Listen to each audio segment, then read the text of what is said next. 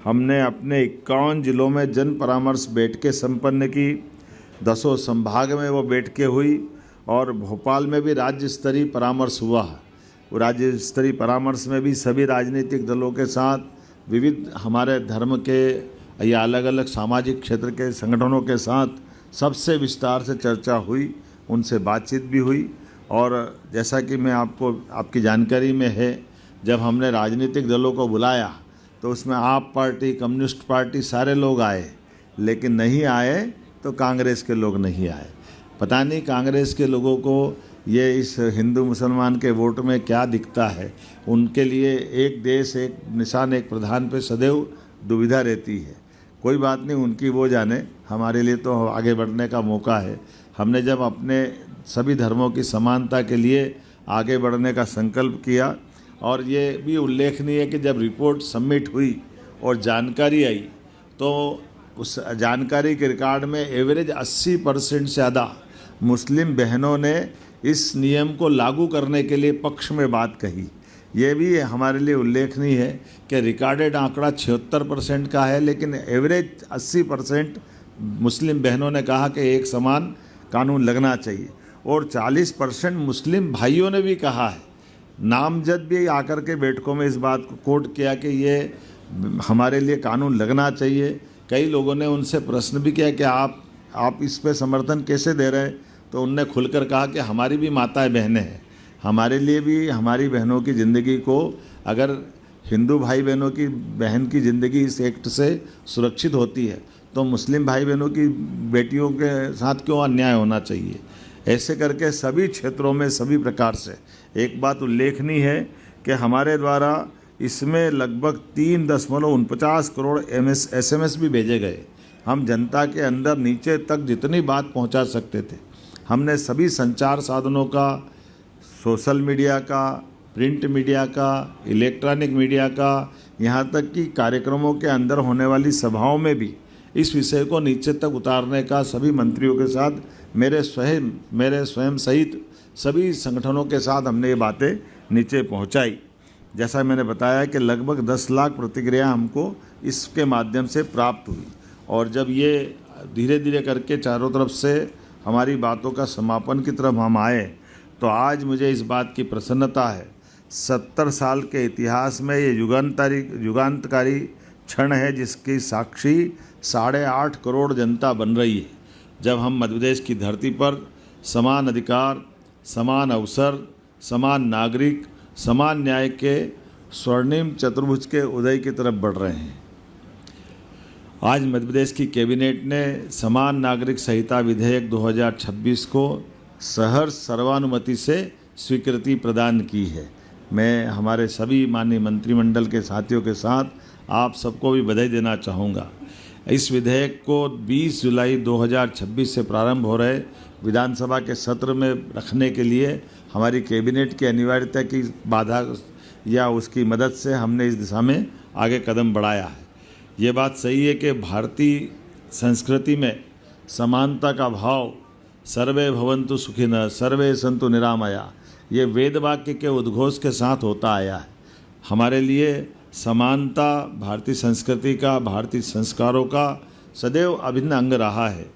ऋग्वेद में भी कहा गया है, हमारे संकल्प समान हो, हमारी सोच समान हो, हमारी संवेदना समान हो, ताकि हम सब एकता, समरसता और सद्भाव के प्रतिमान स्थापित करें। माननीय प्रधानमंत्री जी ने भी 2047 के विकसित भारत के निर्माण के लिए जो उद्घोषित वाक्य है, जन जन की ज़ुबान पे चढ़ा हुआ है, सबका साथ, सबका विकास, सबका विश्वास, सबका प्रयास, ये जो बात है, ये मंत्र है, ये ही इसकी पहली शर्त है कि समाज में बिना किसी भेदभाव के सबको अपना अधिकार मिले और कानून सभी के लिए बराबर रहे। मुझे इस बात की प्रसन्नता है, जब परमात्मा और प्रकृति इंसानों के बीच भेद नहीं करती है, तो ये भेद करने का अधिकार आखिर आया कहाँ से। मैं संविधान निर्माता डॉक्टर बाबा साहब भीमराव अम्बेडकर के चरणों में भी नमन करता हूँ। संविधान के अनुच्छेद 14 और 44 में समान नागरिक संहिता समान अधिकार एवं समान अवसर का मार्ग प्रशस्त करती है। माननीय प्रधानमंत्री जी श्रीमान नरेंद्र मोदी जी के नेतृत्व में हमने संकल्प लिया है कि हम ऐसा कानून लाएंगे जिसमें राम, रहीम, रविंदर और राबिन सब एक समान हो। मुझे बेहद प्रसन्नता है डॉक्टर श्यामा प्रसाद मुखर्जी द्वारा दिया गया ऐतिहासिक नारा एक प्रधान, एक निशान, एक विधान मध्य प्रदेश की धरती पर साकार होने जा रहा है। समान नागरिक संहिता की तैयारियों के संबंध में केवल आपको संक्षेप में बताना चाहूँगा। समान नागरिक संहिता वर्ष 1961 में पहली बार गोवा राज्य में लागू हुई थी। उसके बाद 2025 में उत्तराखंड, 2026 में गुजरात और तत्पश्चात असम की विधानसभा में इसको पारित करने की पहल हुई है। दिनांक 27 अप्रैल 2026 को माननीय न्यायमूर्ति रंजना प्रकाश देसाई की अध्यक्षता में 7 समिति सदस्यों का गठन किया गया था, जिस समिति में प्रतिष्ठित शिक्षाविद, कानूनविद, सामाजिक कार्यकर्ता, प्रशासनिक अधिकारी सभी कुछ सम्मिलित हुए थे और प्रचलित कानूनों का अध्ययन किया गया। समान नागरिक संहिता के अन्य राज्यों के मॉडल का भी अध्ययन किया गया। जन परामर्श बैठकों का आयोजित कर सभी हित पक्षों से सुझाव भी लिए गए। जन परामर्श हेतु एक पृथक वेब पोर्टल तैयार करके 22 मई 2026 को इसको पब्लिक में लॉन्च किया गया। महत्वपूर्ण आंकड़े, जैसे मैंने बताया कि लगभग 3,49,00,000 SMS हमने जनता के बीच दिए हैं। समिति को वेब पोर्टल पे लगभग 10 लाख, एक्चुअल संख्या देखो तो 9,58,675 सुझाव प्राप्त हुए। जन परामर्श के लिए जिला स्तर, राज्य स्तर पर 50 से अधिक बैठकों का आयोजन किया गया। बैठकों में 1,134 से अधिक सुझाव प्राप्त हुए। सुझावों का संख्यात्मक सार इस प्रकार से 93.54 93.54% नागरिकों ने इस प्रदेश में समान नागरिक संहिता लागू करने का समर्थन किया। लगभग 94% लोगों ने इसका समर्थन किया, ये उल्लेखनीय है। 92.20 अर्थात 92.20% नागरिकों ने माना कि सभी समुदाय में महिला और पुरुषों के लिए समान कानून होना चाहिए। 91.32 लोगों ने माना कि समान नागरिक संहिता से भेदभावपूर्ण तलाक कानूनों को समाप्त करना चाहिए, जो कि एक लिंग की दूसरे को अधिक लाभ देने की दिशा में गलत कदम उठाती है। 92.66 लोगों ने इस बार भी सहमति दी है कि सभी समुदायों को महिला और पुरुषों की संपत्ति में भी समान अधिकार मिलना चाहिए। ये सभी प्रकार से अलग अलग क्षेत्रों को जोड़ करके इसमें बात रखी गई है। 90.96 लोगों ने माना कि व्यक्तिगत कानूनों के कारण नागरिकों को कानूनी जटिलताओं का सामना करना पड़ता है, इसलिए इससे मुकाबला करने के लिए एक समान नागरिक संहिता लागू करना चाहिए। 86.78% लोगों ने कहा कि समान नागरिक संहिता को मौलिक अधिकारों का उल्लंघन किए बिना लागू किया जा सकता है। कुल मिलाकर के दोबारा मैं परसेंटेज नहीं दोहराऊंगा, ये फिर वापस लंबी कहानी हो जाएगी, लेकिन समान नागरिक संहिता इसके जो 4 महत्वपूर्ण पिलर्स है, ये चारों पे मैं बात करना चाहूँगा। विवाह इस राज्य में इस नियम के बाद एक ही लागू होगा, दूसरा विवाह निषेध माना जाएगा। जब तक कि कानून सम्मत रूप से विवाह विच्छेद नहीं हो तब तक दूसरे विवाह की परमिशन उसको नहीं रहेगी। विवाह विच्छेद में भी केवल शब्दों से कोई विवाह विच्छेद नहीं कर पाएगा। तलाक तलाक तलाक या ऐसे जो चीज़ें हैं, इससे इसको मुक्ति दिलाई गई है। कानूनी प्रक्रिया के बाद ही तलाक का दोनों पक्ष के बीच में निर्णय के आधार पर लागू किया जा सकेगा। उत्तराधिकारी का चयन भी उसी प्रकार से रहेगा। जो उत्तराधिकारी आमतौर पे होते हैं, इस कानून के बाद सबको समान रूप से उत्तराधिकारी एक कानून से चलने के लिए बाध्यता रहेगी, और एक उत्तराधिकारी में महिला पुरुष का भी अधिकार कम ज़्यादा नहीं होगा, दोनों को समान होगा। कुछ कानूनों में पहले महिलाओं को आधा अधिकार दिया गया था, तो ऐसे में बहनों को, भाइयों को समान अधिकार इस कानून के माध्यम से दिया जाएगा। इसी प्रकार से ये जो एक नई प्रथा है, उस प्रथा में जो भी सिस्टम है, तो अगर आप लिव इन रिलेशन रखना चाहते हैं तो उसमें भी आपको आयु सीमा के अंदर ही 1 महीने से कम समय में पंजीकरण रजिस्ट्रेशन के बाद रहने की छूट है, चाहे जो नहीं रह सकेगा। तो 21 साल का पुरुष और 18 साल से बड़ी महिला या बहन जो भी होगी वो इसका अंदर आएंगे।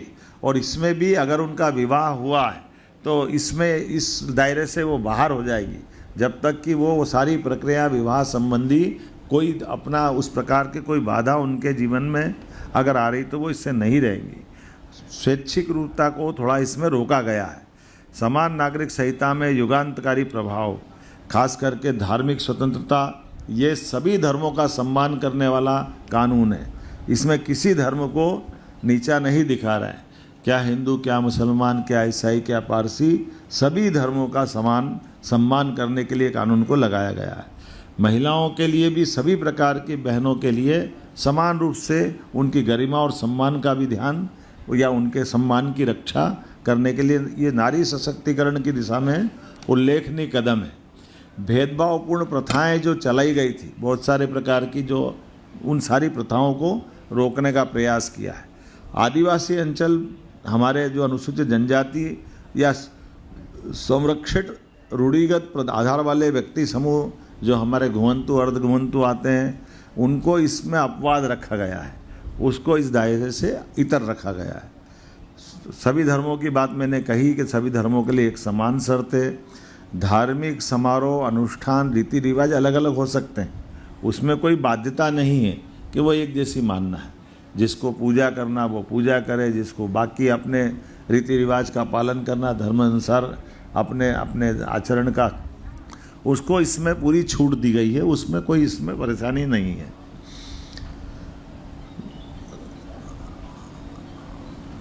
विवाह की न्यूनतम आयु सभी के लिए 21 वर्ष है, महिलाओं की न्यूनतम आयु 18 वर्ष है। इससे वो जो गलत प्रथा थी, यौवन आधारित अलग अलग आयु में विवाह की जो प्रथा थी, वो विवाह की प्रथा को प्रतिबंधित किया गया है। विवाह के लिए रजिस्ट्रेशन सबका होगा। अब ये हम सब गौर करें, विवाह का पंजीयन पंचायत से लेकर के नगरीय निकाय तक, ग्रामीण स्तर में, शहरी स्तर में रजिस्ट्रेशन अनिवार्य रहेगा। एक जीवन साथी के रहते हुए दूसरे जीवन साथी, दूसरा विवाह करने की परमिशन नहीं रहेगी, मैंने पूर्व में उल्लेख किया है। ये इस तरह की चीज़ों को अपने यहाँ रोका जाएगा। न्यायालय के बाहर विवाह विच्छेद नहीं किए जा सकेंगे। पुत्र पुत्रियों को समान अधिकार की बात मैंने पहले कर दी है। महिलाओं को संपत्ति में भी हस्तांतरित उसी प्रकार से होंगी जैसे पुरुष को होती है, इसमें कोई अंतर नहीं रहने वाला है।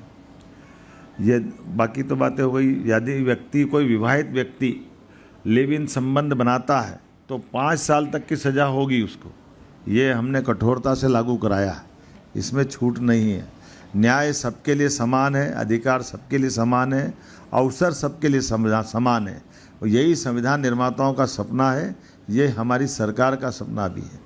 मैं मान के चलता हूँ जब इतना अच्छा नियम, इतना अच्छा कानून बना है तो सभी राजनीतिक दलों से आग्रह करता हूँ कि वो अपने दलगत राजनीतिक नुकसान नफ़े के बजाय प्रदेश की जो जनता की बेहतरी के लिए साथ आकर सामाजिक समरसता, महिला सम्मान, राष्ट्रीय एकता के प्रतिबिंब इस कानून को लागू करने में पुरजोर समर्थन दे, ये मैं आपके सबके माध्यम से सबसे अपील करना चाहूँगा।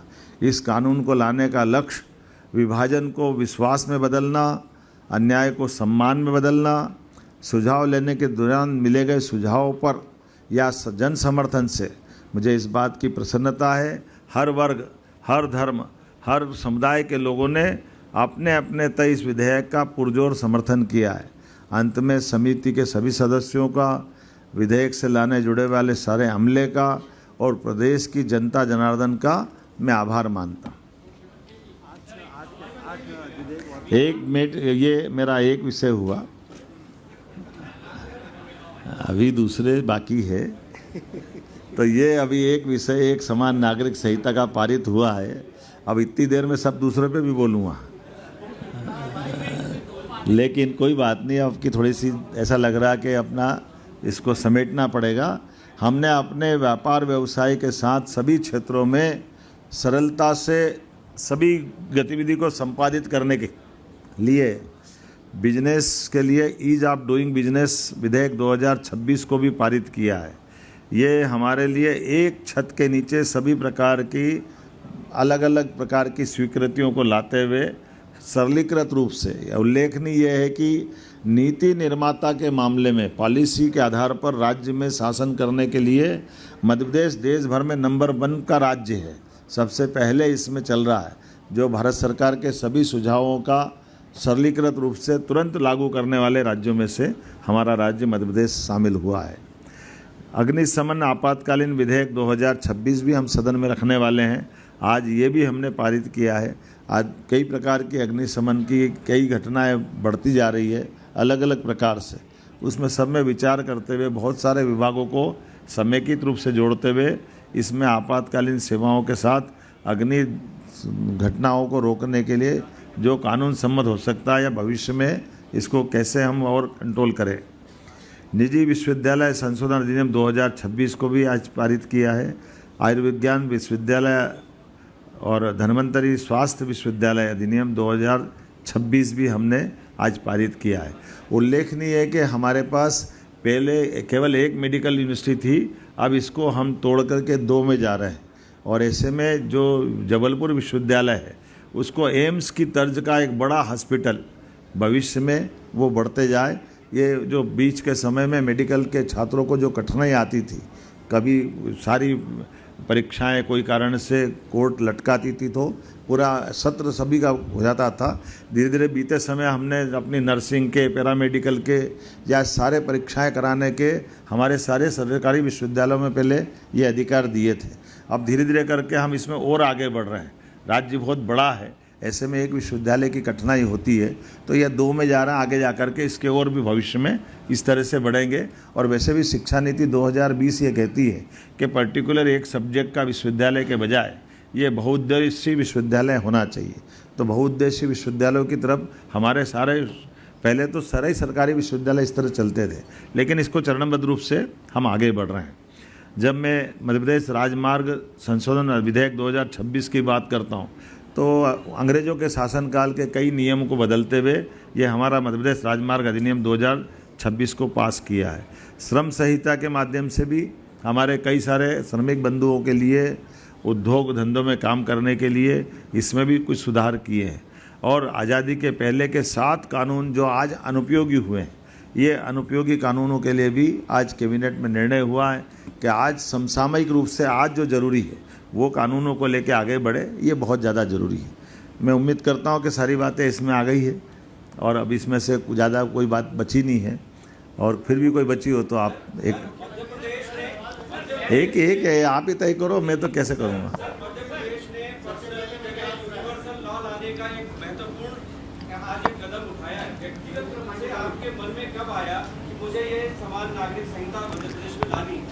हमारे लिए यशस्वी प्रधानमंत्री के नेतृत्व में समान रूप से जनता के हितों को कई सारे प्रकार से लागू करने का जब निर्णय किया जा रहा है, ऐसे में उन सुधारों के सिलसिले में हमारी तो जनसंघ के ज़माने से एक देश एक विधान एक प्रधान डॉक्टर मुखर्जी ने हमारे राजनीतिक दल का उदय इस सिद्धांत पे किया है।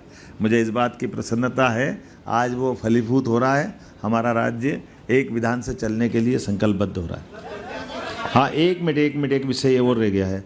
हमारे 71 स्वास्थ्य केंद्र हॉस्पिटलों का उन्नयन का भी बड़ा विषय हुआ है, जिसके आधार पर हमारे अपने राज्य के अंदर 100 बिस्तर के 7 हॉस्पिटल, 50 से 45 हमारे जो 50 बेड के हॉस्पिटल भी 25 हॉस्पिटल 50 बेड के बन रहे हैं। बाकी कई हमारे प्राथमिक स्वास्थ्य केंद्र से CSC सामुदायिक स्वास्थ्य केंद्र में उन्नयन हो रहा है। ऐसे कुल मिलाकर के 29 उप स्वास्थ्य केंद्र से PSC बन रहे हैं। ये बड़ा निर्णय हुआ है। अपने यहाँ स्वास्थ्य को लेकर के हमारी सरकार लगातार बहुत सारे बदलाव कर रही है। ऐसे में एक बार फिर मैं दोहरा देता हूँ, उप स्वास्थ्य केंद्र 6 बिस्तरी 29, 6 बिस्तरी प्राथमिक स्वास्थ्य केंद्र 30 बिस्तरी, सामुदायिक स्वास्थ्य केंद्र में उन्नयन 19, 30 बिस्तरी, सामुदायिक स्वास्थ्य केंद्र का 50 बिस्तरी, सिविल अस्पताल में उन्नयन 18, सामुदायिक स्वास्थ्य केंद्र सिविल अस्पताल का 100 बिस्तरी, अस्पताल में उन्नयन 7। इस प्रकार से 73 हॉस्पिटल खोले जा रहे हैं, जिसमें हमारा सब मिलाकर 2 माइनस कर दो, 71। उसमें चित्रकूट जैसा स्थान भी धार्मिक दृष्टि से जहां 100 बेड का हॉस्पिटल खोल रहे हैं। ऐसे हम सब मिला करके एक एक करके इन सारे क्षेत्रों में समान रूप से आगे बढ़ रहे हैं। सर जनजाति समाज को हमने इस पूरे समान नागरिक संहिता से अपवाद माना है। सर इधर सर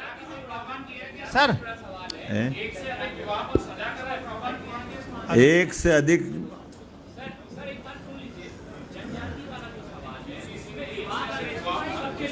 एक बोलो ना, कुछ पता ही नहीं चला क्या बोल रहे हैं। आगे वाले बोल ले। हाँ,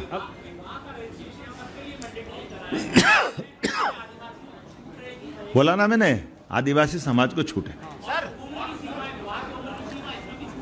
अरे भाई, भारत सरकार के जो संविधान सम्मत नियम है वो भी तो लगेंगे ना, हमको तो मालूम नहीं है। अभी तो हम ये एक समान कानून लगाने की तरफ जब बढ़ रहे हैं। विजय जी आप पूछे। विजय खड़े। कितने कराना है? अभी करो। हाँ, अभी कल पारित होगा। सरकार से आपको दे दिया है ये पूरा। इसको माइक लगा लो ना। माइक लगाओ ना। हाँ। सर, जिस तरीके की व्यवस्था लिव इन में है कि लिव इन में कोई चोरी छिपे रहेगा तो कार्रवाई होगी, अभी जैसे किराएदार हैं सूचना नहीं देते, तो लिव इन में चोरी छिपे रहने पर कैसे कार्रवाई होगी? चिन्हित दोबारा हम कह रहे हैं कि जो लिविंग में रहेगा उसको पंजीयन अनिवार्य रहेगा, उसकी आयु सीमा की स्पष्टता रहेगी। छिपा के रहेगा तो कानूनी कार्रवाई का सामना करना पड़ेगा।